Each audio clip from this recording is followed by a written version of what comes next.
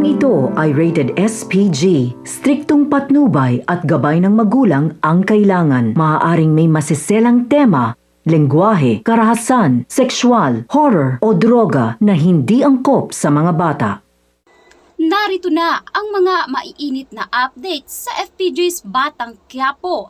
Palaisipan ngayon kala Tanggol at Bubbles kung paano nga sila natunto ng mga kapulisan, gayong malayo-layo na nga ang kanilang narating. Samantalang gulat na gulat ngayon si Tanggol nang makita niya mismo sa kanyang mga dalawang mata ang kanyang ama na itong si Rigor Dimagiba. Kung kaya naman sinabi ngayon ni Tanggol na kinakailangan na nilang makalayo sa lalong madaling panahon dahil siguradong matutuntun sila kung hindi pa sila kikilos. Kung kaya naman agad ngang sinabi nitong si Bubbles na kailangan na nilang makabalik sa bilibid nang sa ganon ay hindi nga sila makwestiyon kung bakit nakalaya itong si Tanggol at para na rin hindi malaman ng mga kapulisan ang mga kalakaran sa loob ng bilibid, lalong-lalo na ang mga ginagawa nga nitong si Chief Espinas. Samantalang sa loob ng bilibid ay dito ngayon iminungkahi nitong si Mang Celso sa mga kaibigan ni Tanggol na kung hindi nga raw babalik itong si Bubbles ay hindi nga raw siya magdadalawang isip na isa-isahin nga ang mga ito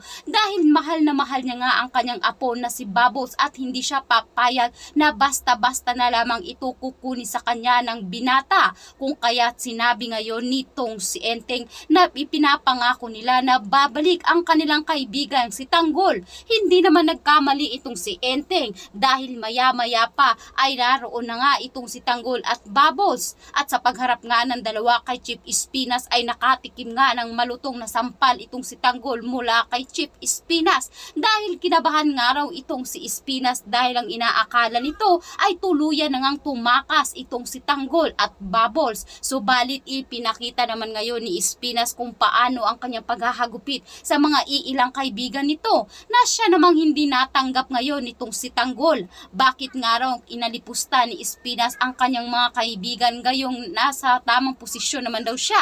At sinabi pa nga ni Tanggol na hindi niya kayang iwan ang kanyang mga kaibigan at hindi niya nga rin daw gagawin na tumakas sapagkat mas maayos sa loob ng kulungan sapagkat mas maraming araw ang nagmamahal sa kanya. Hindi tulad na nasa labas nga siya, malaya, subalit hindi nga raw siya nakakaramdam ng kakapiranggot na pagmamahal. Iisa lamang daw ang taong nagmahal sa kanya, kundi ang kanyang pinakamamahal na itong si Lola Tinding.